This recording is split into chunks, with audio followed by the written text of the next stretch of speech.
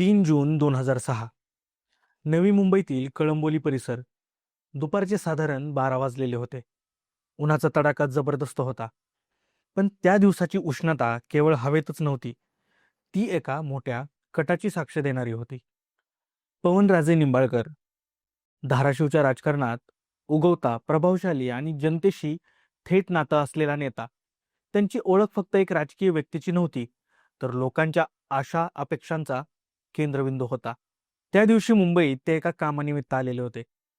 काम आटपून ते पुण्याकडे परत निघाले होते. त्यांच्या सोबत त्यांचा विश्वासू ड्रायव्हर होता, तो म्हणजे समत काझी. प्रवास सुरू असताना त्यांना एक फोन आला.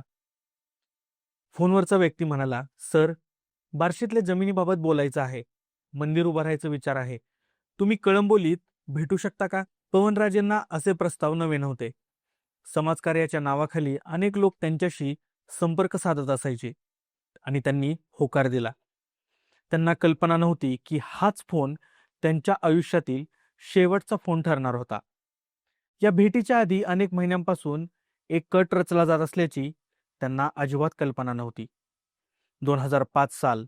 राजकीय वाद, आर्थिक गैरव्यवहाराचे आरोप आणि सत्तेची स्पर्धा या सगळ्यामुळे पवनराजे आणि काही प्रभावशाली नेत्यांमध्ये तणाव वाढलेला होता. सीबीआयच्या तपासानुसार याच काळात एका बैठकीत पवनराजेंना संपवण्याचा निर्णय घेतला गेलेला.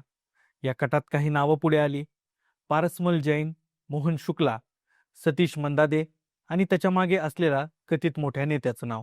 पारसमल जैन एक सोन्याचा व्यापारी, पण व्यवसायात मोठं नुकसान झालं आणि तो गुन्हेगारीत शिरला. त्याला सांगितलं गेलं, हे काम केलंस तर 30 लाख रुपये तुला मिळतील. आणि तीच सुपारी होती आणि लक्ष होते ते म्हणजे पवनराजे निंबाळकर. पारसमल जैन आणि त्याचे साथीदार छोटे पांडे, दिनेश तिवारी आणि पिंटू सिंह हे सगळे महिनोना महिने पवनराजेच्या हालचालीवर नजर ठेवत होते. ते लातूर, धाराशिव, बार्शी सगळीकडे फिरले, पण पवनराजे काही त्यांना हाती लागले नाहीत. पवनराजे एक मोठा नेता होते. सुरक्षा होती, गर्दी होती आणि सततची त्यांची धावपळ होती. त्यामुळे त्यांना वेगळी युक्ती आखावा लागली आणि त्यांना स्वतःहून बाहेर काढायचं असं ठरलं गेलं. आणि त्याचसाठी वापरला गेला तोच फोन कॉल. 3 जून 2006. पांढऱ्या स्कोडा गाडीतून पवनराजे निंबाळकर कळंबोलीकडे निघाले. रस्ता शांत होता. ड्रायव्हर गाडी चालवत होता. पवनराजे मागच्या मागे सीटवर थोडी डुलकी घेत होते. त्याच वेळी काही अंतरावर एक इंडिका गाडी त्यांचा पाठलाग करत होती. गाडी ओव्हरटेक झाली. समोरून हात दाखवून गाडी थांबवण्याचा इशारा केला गेला. ड्रायव्हरने ब्रेक लावले. सर, कोणीतरी भेटायला आले बहुतेक, असं ड्रायव्हर पवनराजेंना म्हणाला. त्यांनी काच खाली केली आणि पुढच्या क्षणी त्यांच्यावर गोळ्यांचा वर्षाव सुरू झाला. बंदुकीच्या गोळ्यांनी त्यांच्या शरीराची अक्षरशः चाळण झालेली होती. काही सेकंदात सगळं संपलं गेलं. पवनराजे यांच्या चेहऱ्यावर, डोळ्यावर गोळ्या लागलेल्या. ते जागीच कोसळले.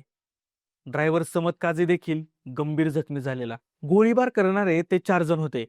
त्यांनी क्षणाचाही विलंब न करता ते घटनास्थळ सोडलं. मारेकरी गाडीत बसून काही अंतरावर गेले. तेथे त्यांनी वापरलेल्या बंदुका आणि इतर वस्तू फेकून दिल्या. पनवेल जवळील बेलवली गावात त्यांनी इंडिका गाडी सोडून दिली. सगळं कसं अत्यंत नियोजनबद्ध होतं. पण एक गोष्ट त्यांच्या लक्षात आली नव्हती. गुन्हा कितीही परिपूर्ण असला तरी त्याला एक चूक पुरेशी असते. कळंबोली पोलिसांनी तपास सुरू केला, पण निंबाळकर कुटुंब काही समाधानी नव्हतं. त्यांनी उच्च न्यायालयात धाव घेतली. 2008 मध्ये कोर्टाने तपास सीबीआय कडे सोपवला. पण महिन्यावर महिने उलटत गेले आणि कुठलाही ठोस पुरावा त्यांना सापडत नव्हता.